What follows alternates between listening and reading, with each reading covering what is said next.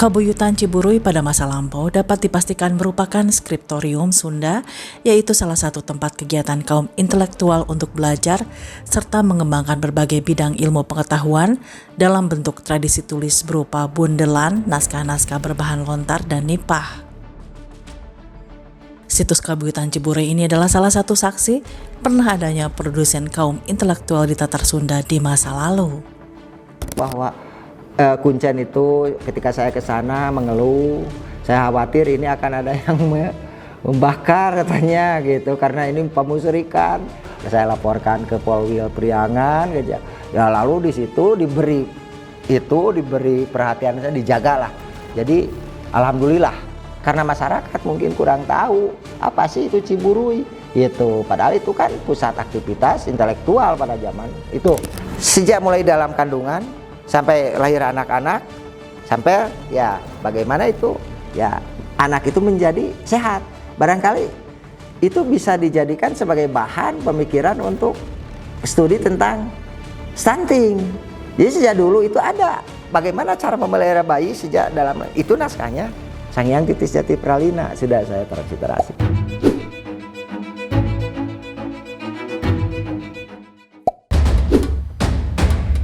Secara historis, Kabuyutan Ciburuy merupakan situs yang berkaitan dengan kerajaan-kerajaan Sunda kuno. Diperkirakan ada sejak abad ke-7 hingga abad ke-16. Banyak situs-situs Kabuyutan di daerah ini memiliki kaitan erat dengan perkembangan dan kehidupan masyarakat Sunda pada masa lalu. Beberapa peninggalan yang ditemukan di situs ini menunjukkan adanya aktivitas budaya dan spiritual yang mendalam, yang melibatkan masyarakat dalam berbagai tradisi dan kepercayaan. Narasumber dalam video ini adalah Bapak Nana Suryana yang merupakan juru pemelihara Kabuyutan dan Bapak Dr. Andes Dr. Undang Darsa Filolog dari FIB Unpad yang akan menjelaskan seperti apa Kabuyutan ini.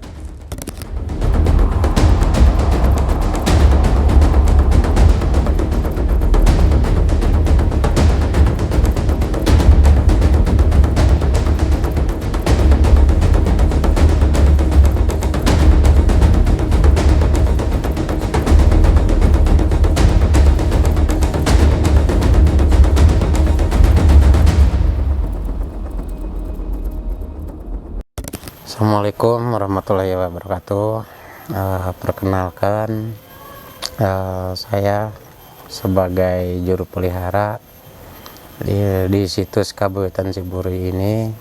Yang saya jaga di sini ataupun yang saya tanggung jawab di sini itu menunggu ataupun menjaga sejarah-sejarah yang ada di situs Kabuyutan Ciburuy ini.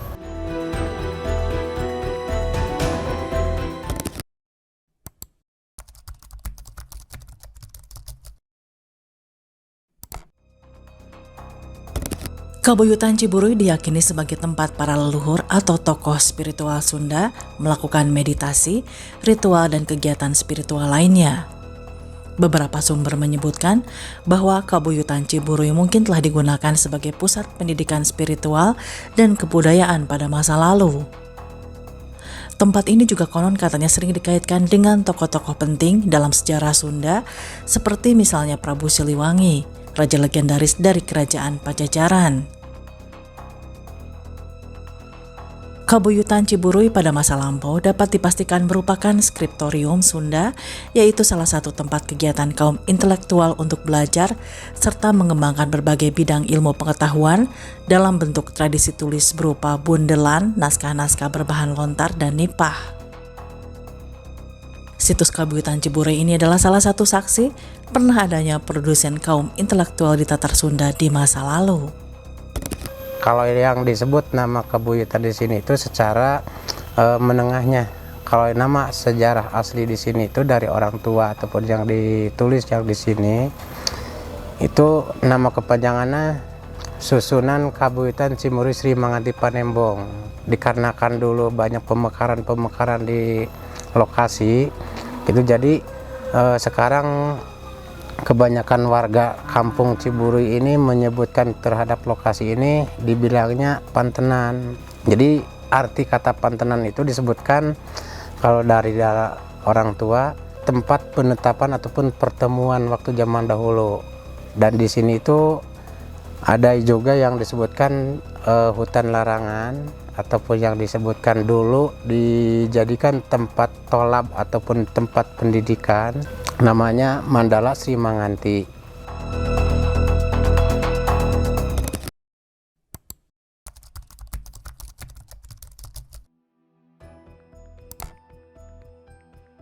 Penelitian terkait Kabuyutan Ciburuy sampai sekarang masih dilakukan oleh berbagai peneliti untuk menggali lebih dalam tentang sejarah dan peran situs ini dalam kehidupan masyarakat Sunda. Beberapa penelitian seperti mengidentifikasi objek-objek penting seperti naskah-naskah Sunda kuno. Penelitian ini juga berfokus pada pemahaman lebih jauh mengenai kepercayaan-kepercayaan masyarakat Sunda kuno, serta bagaimana situs Kabuyutan Ciburuy memainkan peran dalam ritus-ritus keagamaan dan sosial. Pada tahun 1985, Bapak Undang Ahmad Darsa melakukan penelitian di Kabuyutan Garut ini.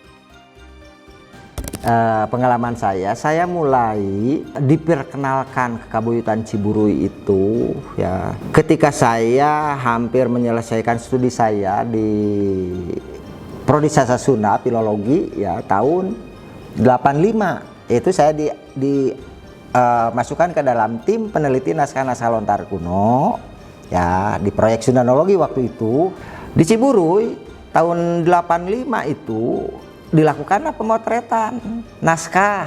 Nah, kami dengan tim petugas pemotretan itu dari Muskala dulu itu. Ya Muskala di Jawa Barat itu dari Muskala. Karena dulu itu kan alat digital itu masih susah alat dokumentasi itu. Saya yang membersihkan, yang membuka, ya yang memposisikan bagaimana posisi lempir-lempir itu harus dipotret, jangan sampai terbalik, kira-kira begitu. Di sini terdapat 3 peti yang menyimpan naskah-naskah Sunda kuno tersebut. Tidak ada penomoran peti secara eksplisit di sana. Namun peti yang terletak di timur disebut sebagai peti ke-1. Sementara peti yang terletak di tengah disebut sebagai peti kedua dan peti ketiga yang terletak paling barat. Di Padaleman tempat naskah itu dalam peti, 3 peti. Dulu itu petinya itu peti asli, ada yang bekas gigitan, itu orisinil. Sepertinya usianya tidak akan jauh dengan koleksi naskah yang ada di situ. Pada saat itu saya mencatat dari 3 peti itu, peti pertama ya kira-kira ada, karena ada yang masih berkeropak utuh, ada yang tinggal bundelan-bulan yang dijepit dengan bambu. Nah di peti 1 saya catat ada 12 bundelan atau keropak. Dengan jumlah lempir saya hitung ya total ada 520 lempir, itu lontar semua. Kemudian saya buka lagi ya dengan tentu saja ekstra hati-hati karena udah lapuk. Peti kedua ada 6 keropak atau bundel naskah. Lalu hitung satu persatu termasuk yang kira-kira masih ya utuh lah gitu ya, tidak terlalu parah-parah. Ada 614 lempir. Nah itu lontar. Lalu di peti ketiga ada 8 bundel. Nah itu ada 116 lempir tapi itu isinya nipah. Ya naskah nipah itu ya. Salah satunya bicara atau judulnya tentang Sang Hyang Hayu itu di situ, Dharma Patanjala ada ya itu. Dari jumlah total umpamanya tadi peti 3 116, jadi total lempir halaman yang masih bisa dipegang, yang masih utuh ya. Dari sekian itu ada 1732 lempir lontar dan nipah. Cuma lempir-lempir lontarnya sudah sebar dari bundel misalkan ini ke bundel yang mana gitu. Nah itulah susahnya, beratnya ya meneliti tentang koleksi Kabuyutan Ciburuy Garut itu.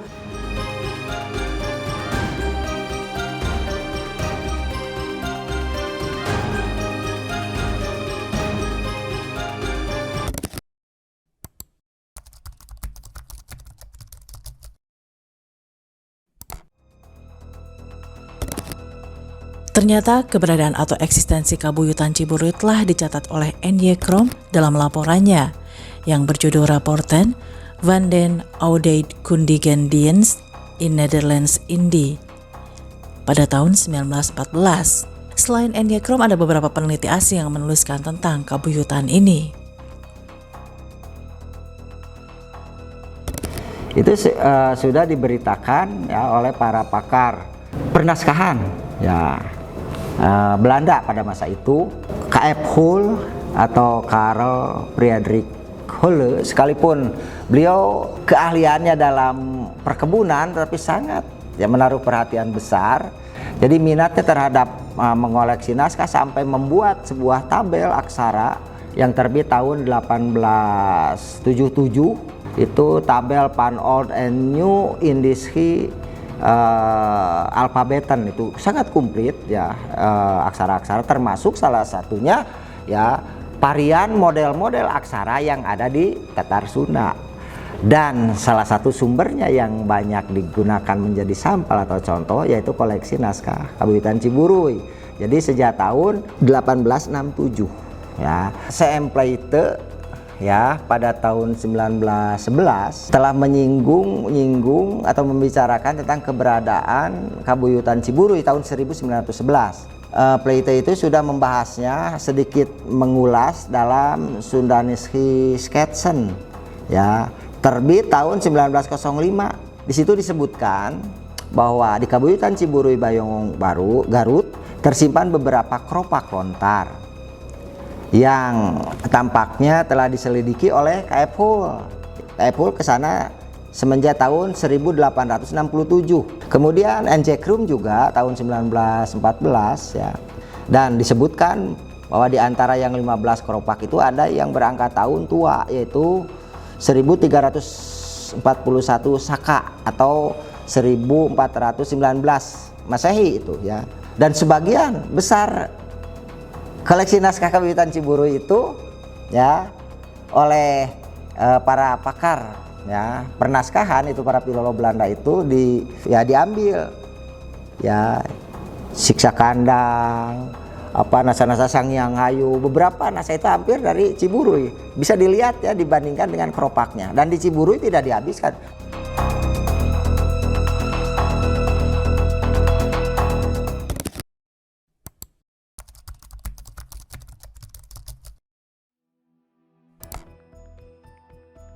Naskah kuno yang disimpan di situs Kabuyutan Ciburuy termasuk naskah yang paling tua.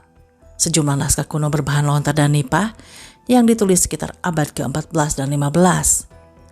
Naskah-naskah ini ditulis menggunakan benda tajam dan tinta, serta menggunakan aksara Sunda kuno. Umumnya naskah-naskah ini berisikan nasihat mengenai etika dan budi pekerti Sunda lama. Beberapa naskah sudah diterjemahkan dan disimpan di Perpustakaan Nasional di Jakarta.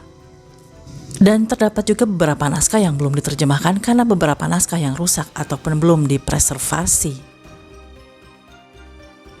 Secara kuantitatif, jumlah naskah yang terdapat dalam ketiga peti tersebut berjumlah 1732 lemper.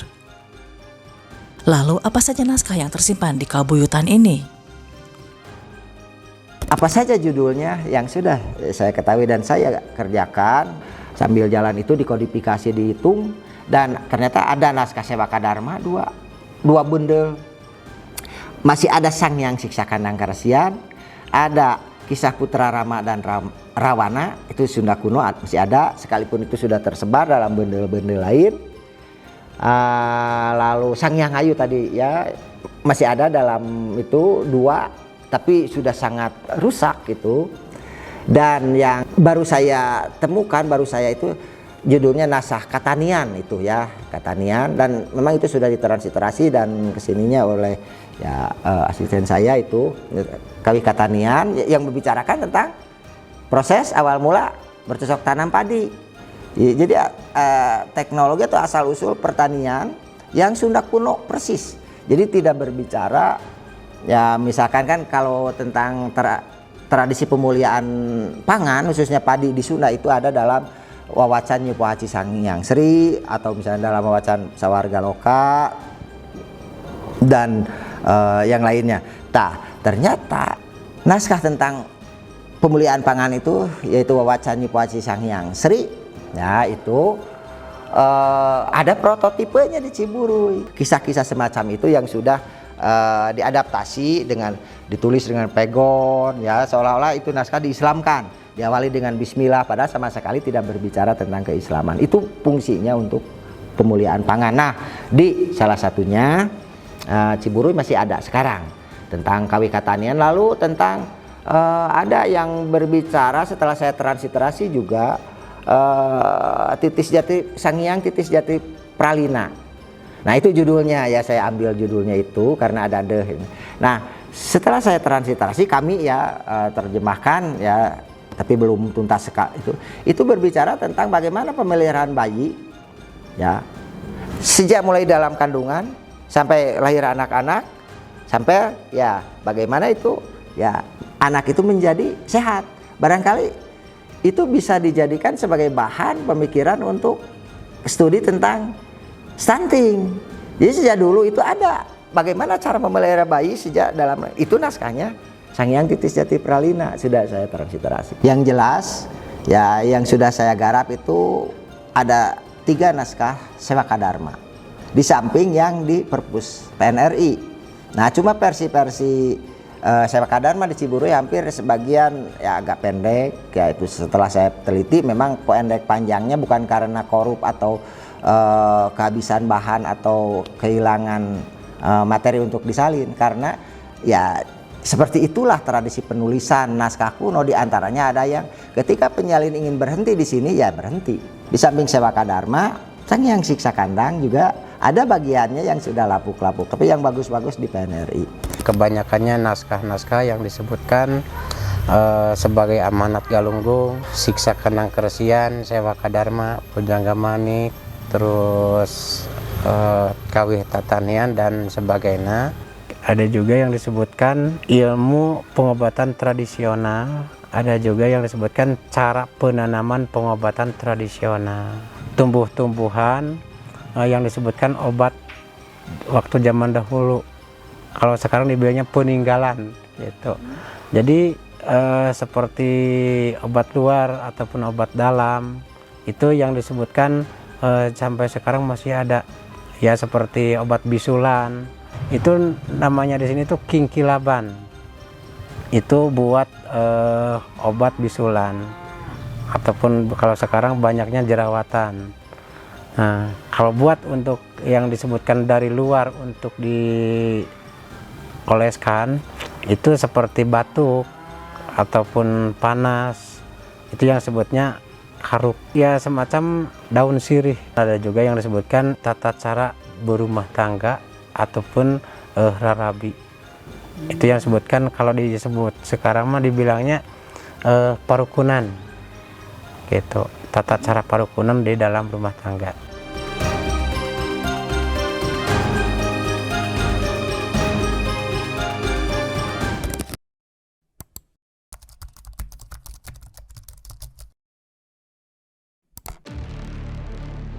Nah berikutnya ketika ada berita ini bahwa Kuncen itu ketika saya ke sana mengeluh, saya khawatir ini akan ada yang membakar katanya gitu, karena ini pemusyrikan.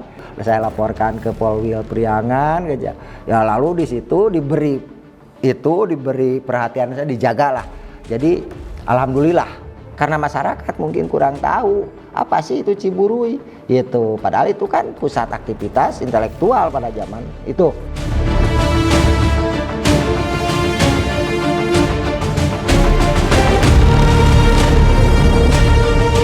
Video kabuyutan ini tentunya masih akan berlanjut ke part 2 yang akan membahas mengenai masalah-masalah yang dihadapi di Kabuyutan Ciburuy. Jadi dulu pernah barang-barang yang ada di sini itu ditaruh ataupun disimpan di luar wilayah ini. Itu dulunya, yaitu sering sekali kejadian.